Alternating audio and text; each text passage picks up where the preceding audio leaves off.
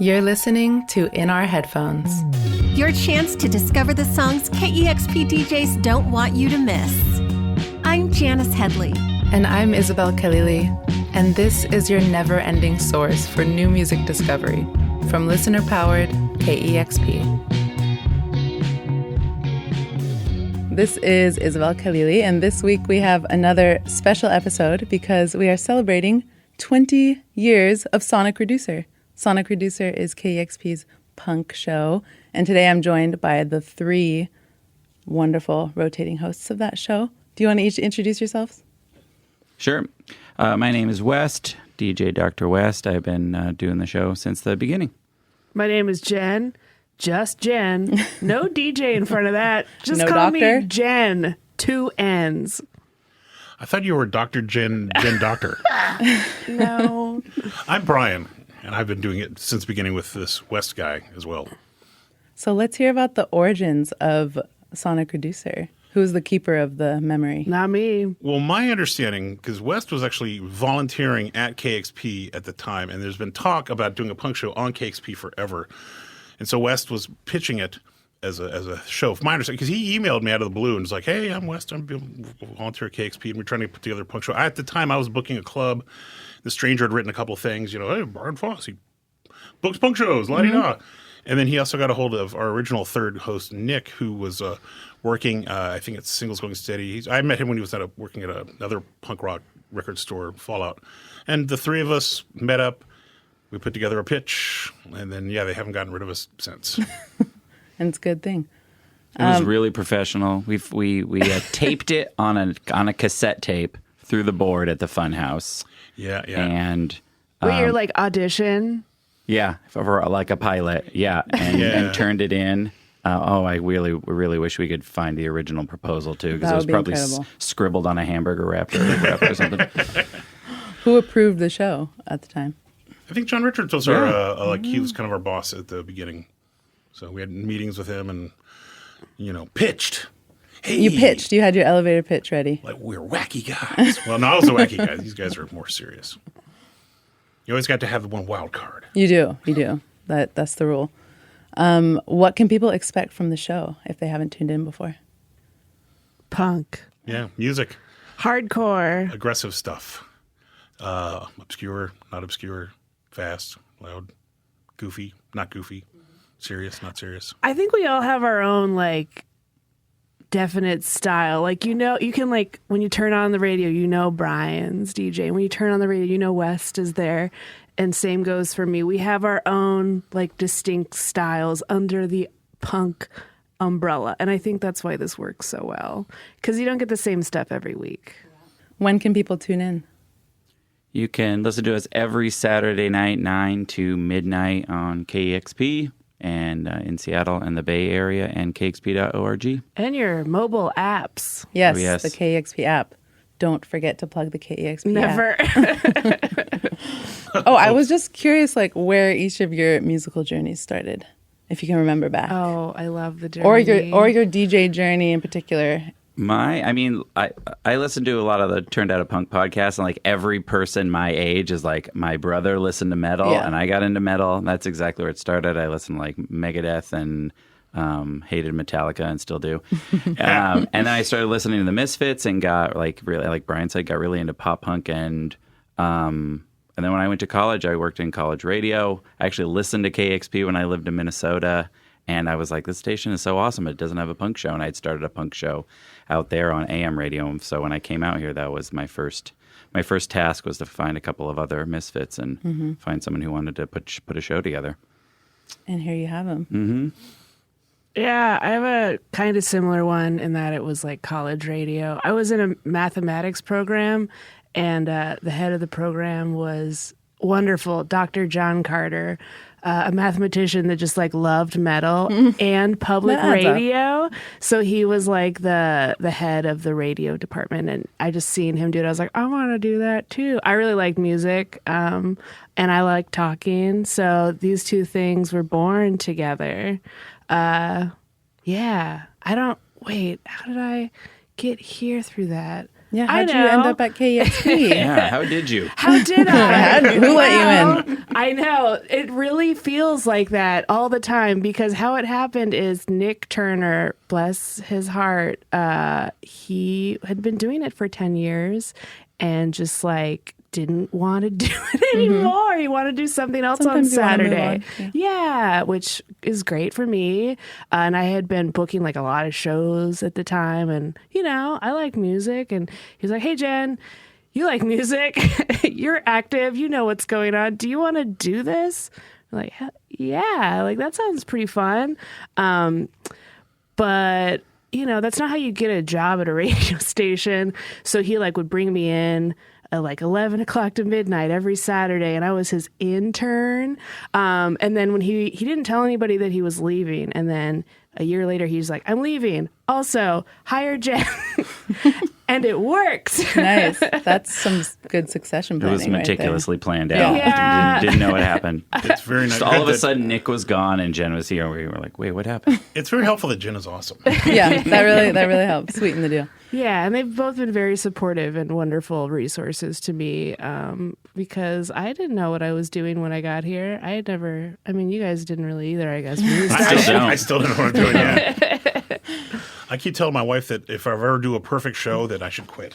Yeah. Just keep making mistakes, a little better each time. Yep. That's what it's all about. What Failure. about you, Brian? I Your grew journey? up, as a kid, my dad was a record collector. And also everybody in my family played music. So I've always loved music. I saw the Paul Lynde Halloween special in 1976, and the band Kiss was on it. And I'm like, oh my Lord, superheroes that play music. So I started buying Kiss records when I was like 9 years old. Then as I got into high school, I got exposed to punk rock. I was living in Alaska. And there was a guy, Frank Harland, he actually wanted to move to Seattle, and he took Bomb Shelter Videos. He started Bomb Shelter Videos in Anchorage, Alaska, and he also did a zine called Warning, and it was free. And I was one of these kind of metal kids that also loved punk rock. And so I had, I even played briefly in a crappy punk band and a crappy metal band in high school. I was the worst drummer in the world. But then, I just loved music and just moved to Seattle, got exposed to the scene, started going out to shows, Wait, did pirate radio, What- put out records, and then did this Wes, stuff. I'm sorry to interrupt. Yeah. Oh my God. West, are you also a drummer? Yeah. I've Are you also all been- drummers? I've been playing the drums for the past year. We're all awesome. crappy Did you drummers. just figure this Yeah, out? I'm the worst, though, I will tell you. Let's get 3 drum kits in the room. Oh, no. So let's get into your song picks for the day. Who wants to share their song first? Anybody? Brian, you love to be first. Yeah, I heard. I just picked this guy. He's a New York musician. I don't really know that much about him. He put out a record last year that I put on my top best of 2023. His name is Jean Mignon, which I just love that name. I don't think it's his real name, by the way. But last year he put out a record called Anal, and this year he's got a new album out that I just love. It's great stuff. New York kind of, I don't know, just punk. I don't know. Just punk. Yeah. Yeah. I like listening to your show and like hearing you say the names of the artists and the songs. You're like the most friendly voice. And then you're like, that was I'll Chop Your Head Off by. So anything else you know about this band? I talked to they're on this label called Metal Postcard, and I was just emailing with the label head, and he's just mentioning that the guy hopes it sounds like it's a bedroom project because he's talking about needing to get a band together to actually tour. And there's a lot of folks that are just doing stuff like that. Just like they got the ability to record at home, they can do all the instruments, and they just make music. And I love that. I just love the whole DIY thing, the whole idea that people can create without, you don't need everything. You don't need a record label. You don't need whatever else. You can just make stuff. So and it's entertaining. On his first album called Anal, or AN/AL, he wrote 3 songs about mopeds, which doesn't make any sense to me. I mean, there's Johnny Moped as a classic punk rock guy, but I just loved the idea of him singing punk songs about, I guess you can bleep this, but Asshole on a Moped was one of the songs. Just great stuff. It's really fast, little short songs, punchy. This one he sings about hogs on a couple of songs, and I don't know. It's just, it cracks me up in a way that's not, I don't know. It's entertaining. Yeah. I go back and listen to it again, like, yeah. But it also, because I got to tell myself, it's like Jean-Claude Van Damme, so Jean, and it's like filet mignon, so Jean Mignon. But I got to pronounce it like that. What about this song in particular? What drew you to this song? I just like it. I have no. I actually was trying to think. Can I talk about this song? I just like it. Well, I guess it must be that good that we should just listen to it right now. Yeah. What is the name of it again? I can't remember. I usually have Is it the one down. about I'm so scared or something like that? I think it's called I'm So Scared. Yeah. Which once again, I don't think he's that scared in the song. Doesn't but seem like it. Yeah. But it's just entertaining. Let's get into it. No thanks.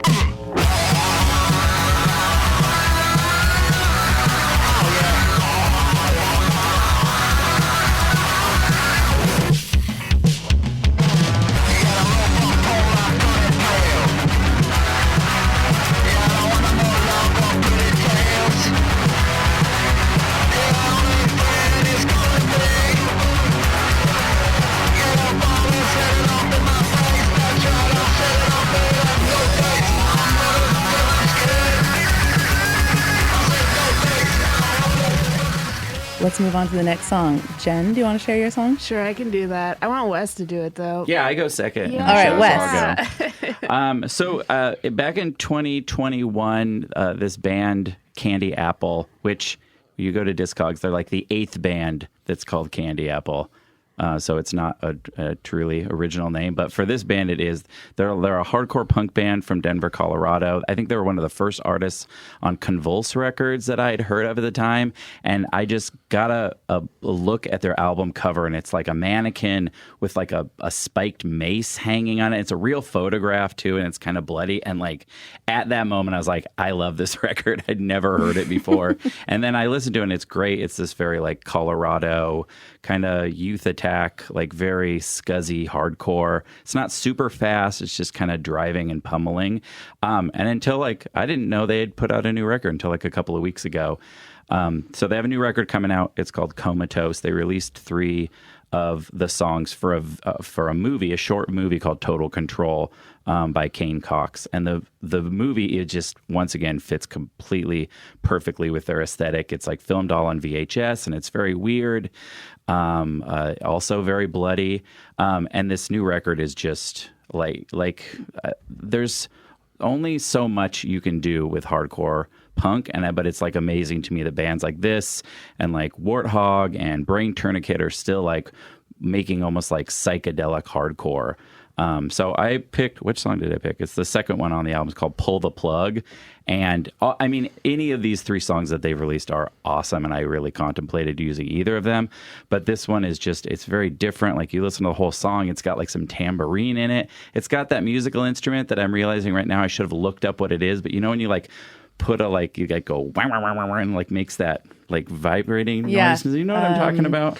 And it's like shaped like that. Spin it or something. That's just like weird instrumentation like that, along with like these pretty like violent and upsetting themes. Is I actually contacted Convulse Records and was like, hey, just so you know, I'm going to be doing this. If you like want to give me any information about that, and they put me in contact with the band and with the director of the movie, and they were really excited about it. They let me get a listen to the whole record, and it is already like right at the top of my top for 2024. Dang, you did your research. I did. Well, get ready to be disappointed. Let's listen to a little bit of this song. This is Candy Apple with the song Pull the Plug on Pull the Plug. Comatose. Comatose.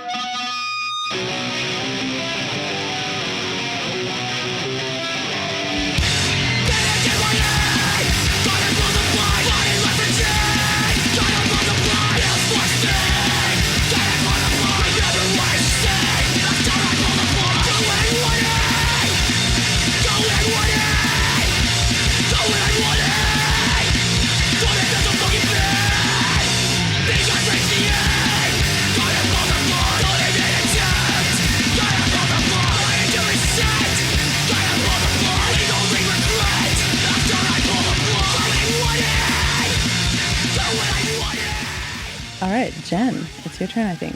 It's my turn. Yay. So I picked a song by a band that probably like every year since 2019, anything they put out goes in my top 10 at KEXP. They're called Powerplant. They're from the UK. It started as a solo project by this guy Theo, who's originally from Ukraine, and he put together a band with all the pieces, the guitar player, the drummer, etc. But it started off as a solo project, so those songs kind of have that energy of one person could potentially do this. It's I don't want to say egg punk, but I see that get thrown a lot with them. But Punk? Egg punk, which I think denotes this Midwestern goofy punk thing. The listeners can't see my shirt right now, but I'm wearing my Clarko egg punk shirt. Shout out to Clarko. I always think when I hear egg punk, it's like Goofy Devo or something. It's pretty goofy, but Powerplant is goofy in the right way. And I would say that they put out a release that I think it was on Static Shock. And pretty much all their releases since 2020 have been out on Static Shock, which is a wonderful UK label. And they did some tracks with some weird, I don't want to say video game, because when I hear video game music, I just retch in disgust. But it's kind of got this D&D video game feel to it, but only in these really fast, powerful punk songs. And I think they took that and they made a whole record of nothing but creepy D&D songs called Stump Soup, which definitely was in my top 10. And they put together a D&D campaign to go along with the record, because they're a fully realized group of geniuses.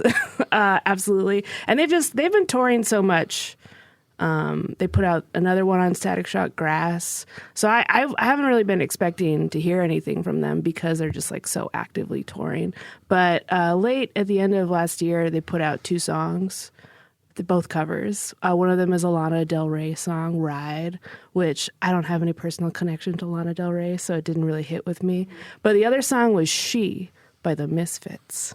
And for me, it's just it's a perfect cover. Yeah. Also, because I love the Misfits. But it's hard to be a Misfits fan. It's so hard. And I don't even really need to explain why.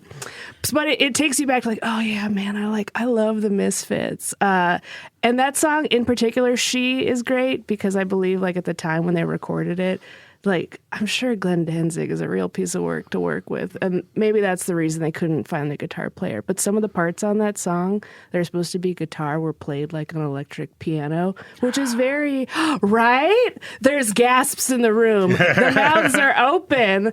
And I think that really leads into Powerplant and their sound. Because when you listen to it, you're this could all be on an electronic keyboard. But I swear, it's a full band and it's powerful.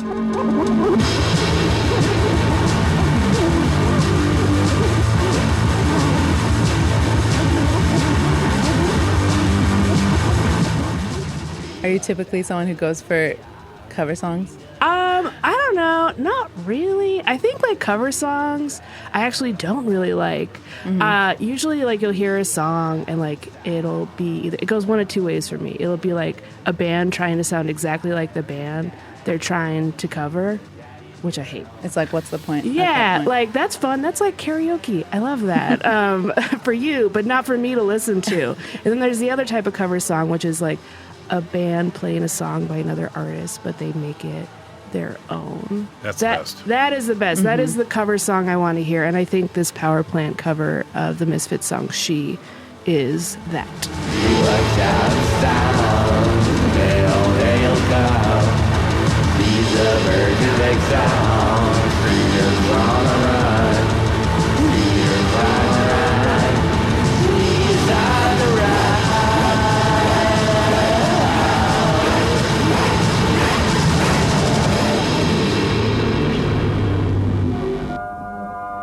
I also like it when bands do covers of songs that are super obscure that you've never heard. It introduces you to bands. Yeah, you've never absolutely. Heard That's true. That's a good aspect of covers. But still, you should still make it your own. You should. If the song should be strong enough that you could beat it up, you can destroy it, stomp on it, and put it back together, Frankenstein it, and it kind of still is there, even though it's different. But yeah, I understand why people want to make cover songs that represent, because it would just be so much fun to play something that's almost just like the way it is on a record that you've been listening to for. Because you love that song time. or that artist artist and you're really passionate about it, and that's great for you. Yeah. But as a listener, and me personally, I hate it. I still remember good to know. there's that Dead Kennedys covers compilation, and hearing No Means No do the a cappella version of Forward to Death. It was so great. It was like, you do a cappella Dead Kennedys. I want to hear No Means No do a whole a cappella Dead Kennedys cover record. We're going to have to play a bit of that one, too. Yeah, it's great. Forward to Death. Maybe we don't need to play. Get a couple more of me and we'll do it.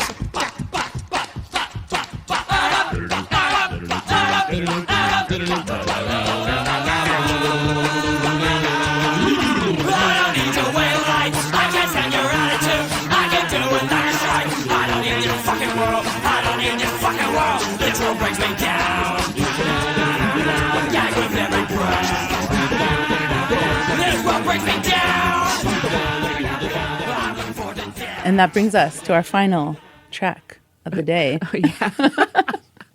Which is, we like to end on a song that's not necessarily a new release, but something from any era that's significant to you, helps us learn a bit about you. And obviously we have 3 of you here today, so you had to agree on one. What was that song you picked? I mean, I don't think it's any competition. I couldn't think of other song that we would agree on as strongly It's our as theme this. song. Sonic Reducer. By the Dead Boys. The song is just so incredibly good. Like, it's not on right now, but I can hear the beginning. I love that classic intro. Oh, like all the distortion and then the drums coming in. I mean, it's just a fantastic song.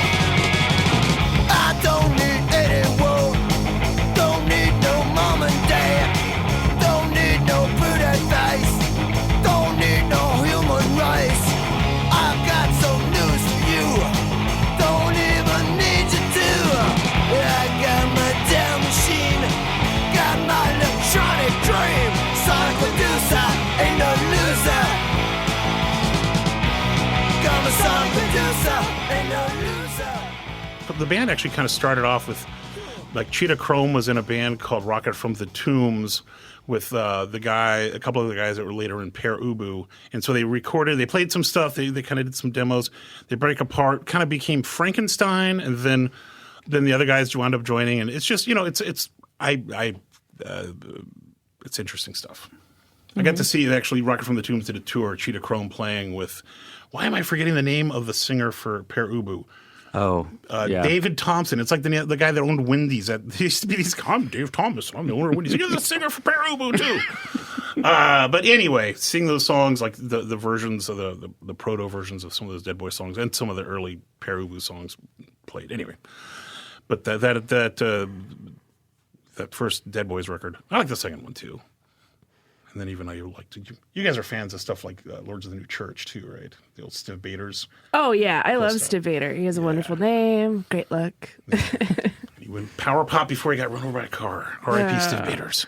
My favorite Dead Boys story is Cheetah Chrome, how there was the Italian band, Cheetah Chrome Motherfuckers.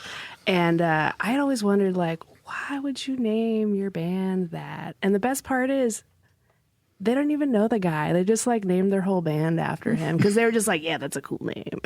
It's ours. Sometimes that's all it takes. Yeah. Jenn, Brian, and Dr. West, DJ Dr. West, if you will.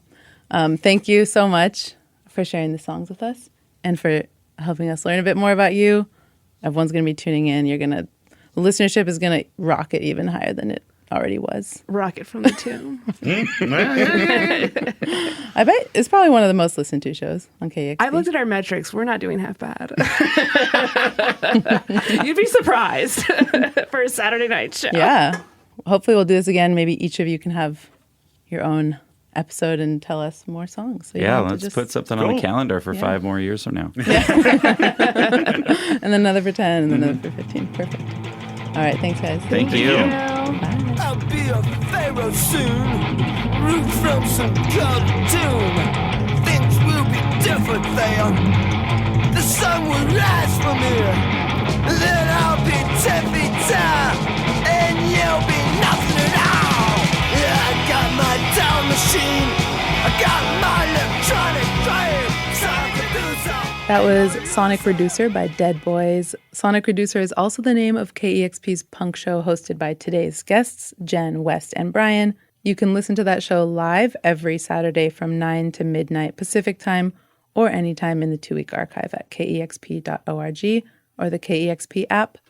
If you want to listen to all the songs we discussed today in full, you can always find the track list in the description and also can follow along on KEXP's Spotify playlist titled In Our Headphones. If you have trouble finding that, it's linked on the podcast page for In Our Headphones on kexp.org. And as always, our final song pick of the week comes from KEXP's music director team. And this week we have Alex Reuter, KEXP's associate music director. Welcome, Alex. Thank you, Isabel. Since this is our first time having you on In Our Headphones, can you talk a bit about your role at KEXP and introduce yourself for our listeners? Yeah, for sure. So my current roles at KEXP include being KEXP's associate music director. On top of that, I host a Sunday morning specialty show called Pacific Notions from 6 to 9 a.m.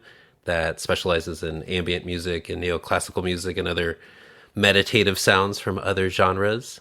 I also book and produce our weekly guest DJ mix show called Midnight in a Perfect World that airs late Sunday nights from midnight till 1 a.m. And then it's been a while, but I do sometimes rotate in on Expansions, KEXP Sunday Night Electronic Mix Show from 9 p.m. till midnight. It's been a while. That's the one thing that's I've had to put on the back burner since taking on the associate music director role. Yeah, that's a lot of roles to juggle. So it's impressive that you can keep it all up. And you have a young child. Yes, I got a 1.5-year-old baby girl at home. Wow. I'm excited to have you here. You'll be joining us like every month or so, and I'm excited to hear what you have for us this week. Today's track is got to be one of the most striking songs I've heard this year by far. It's a track called Texas Girl by an Irish artist, goes by the name Pigbaby, and it's coming off his debut album now called I Don't Care If Anyone Listens to This Shit Once You Do. I fell in love with a little girl from Texas. My sweet girl from Texas. The album's one of the more intense, beautiful, bleak, funny records I think I've heard this year. It was the 4th of June, 2021. And I was standing there getting cooked under the California sun. Well, I will say it is definitely one of the wildest tracks we've had recommended on the show so far, even though we've only been doing this for a few weeks now. But I'm curious how you discovered it, because I had not heard of this artist before, but I saw that they're on Vegan's label, Please Make It Ruins. Yeah, so that was kind of the entry point for me to Pigbaby, is through the label that his music's been released on, Please Make It Ruins, as you mentioned, a label run by Vegan, who's a super cool electronic producer who's worked with a bunch of other artists I'm a huge fan of, like McGee, Deval Timothy, Dean Blunt. Yeah, and some of my favorites. Yeah, and he also has worked really closely with Frank Ocean too, I should mention. So Vegan, anything that he's putting out on his label is going to pique my interest. And this album's still, I've kind of revisited it a couple more times. It's still one of the more distinctive and striking albums I've listened to this year. I haven't listened to the whole album yet, but what do you love about this song specifically?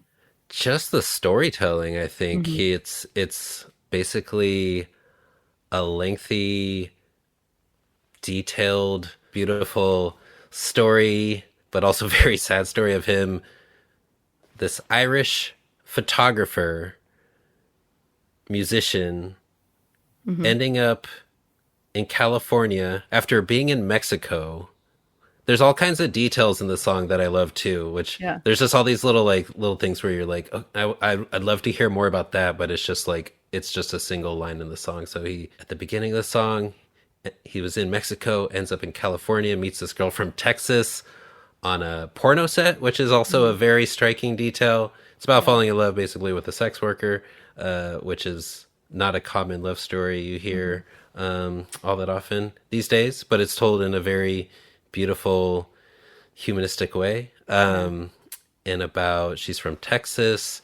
They end up having this kind of like whirlwind romance, and just I think it does a great job of describing the rush of new love and the thrill of bigger potential that can be experienced when you're falling in love with somebody.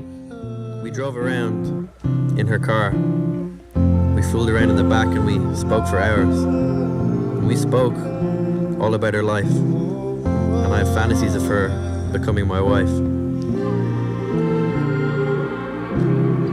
She had an old boyfriend and they moved to Texas. But when she met but then as the story goes on, she ends up in New York. They reconnect there after some time apart and talk about just like how things get awkward, like how things have shifted with feelings and kind of not being able to capture what was experienced early on in their relationship. And then the song ends up with him just heartbroken and just devastated, which is a big part of Pigbaby's music. It's all pretty bleak and honest and raw and emotional. And a lot of it's very sad, but I kind of think I'm a big fan of finding like the beauty in sadness. I booked a flight to see my little one. I couldn't wait to have so much fun. I flew over there as soon as I could. And it was a pleasure to see my little bug. But things changed. And because this song is about 10 minutes long, I'm curious if there are moments that really stood out to you. Yeah, I mean, I feel like it caught me early on, like right from the jump of the song, but there's some beautiful violins that come in around the 7-minute mark that just give it such this cinematic feeling.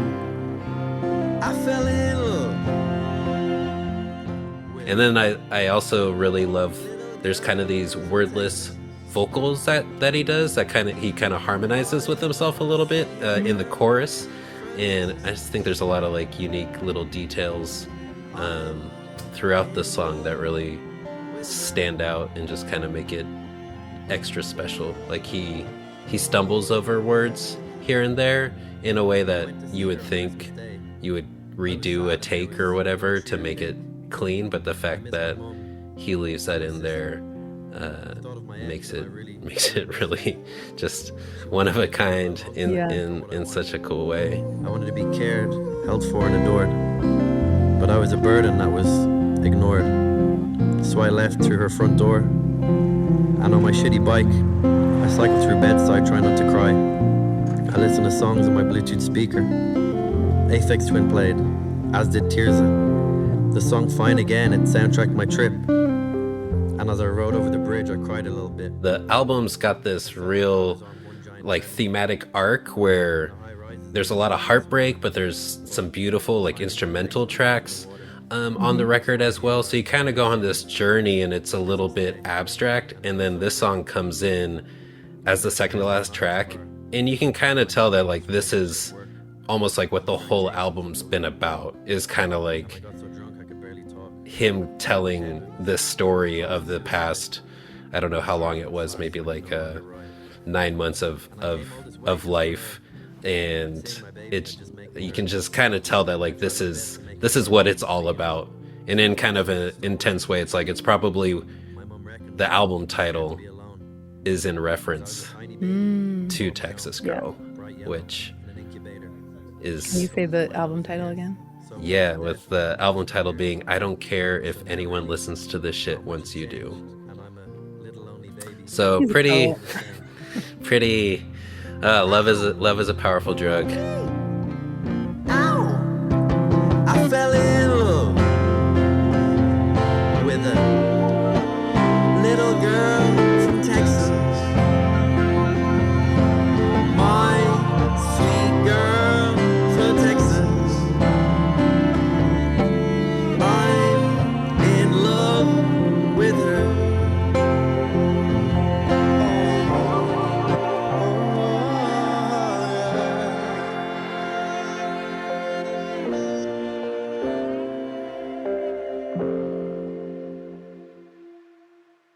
That was the song Texas Girl by Pigbaby, chosen by Alex Reuter, KEXP's Associate Music Director. And before that, I was talking with Brian, Jenn, and West, hosts of KEXP's punk show, Sonic Reducer. You can hear more of their song choices every Saturday night from 9 to midnight Pacific time or anytime in the 2-week archive at kexp.org or the KEXP app. You can find all the music from this episode on KEXP's In Our Headphones playlist on Spotify, and consider buying the music you love directly from the artists on Bandcamp. And if you enjoyed this podcast, please let us know. Subscribe, rate, and review, share it with a friend, and email us directly if you have feedback. We are at headphones@kexp.org. KEXP is an independent nonprofit radio station, so this podcast, along with all of our programming, is made possible by the generous support of our listeners. If you'd like to support us with a donation of $6 a month, you can go to kexp.org/headphones. In Our Headphones is hosted and produced by Janice Headley and myself, Isabel Khalili. Audio was mixed by Emily Fox, and our director of editorial is Larry Mizell Jr. Our theme song is How Ma by the band Chinese American Bear. Tune in next week when we're going to celebrate World Goth Day, and Janice will be talking with Charlize, host of Mechanical Breakdown and queen of all things goth at KEXP. I'm Isabel Khalili. See you next time on In Our Headphones from listener-powered KEXP, where the music matters.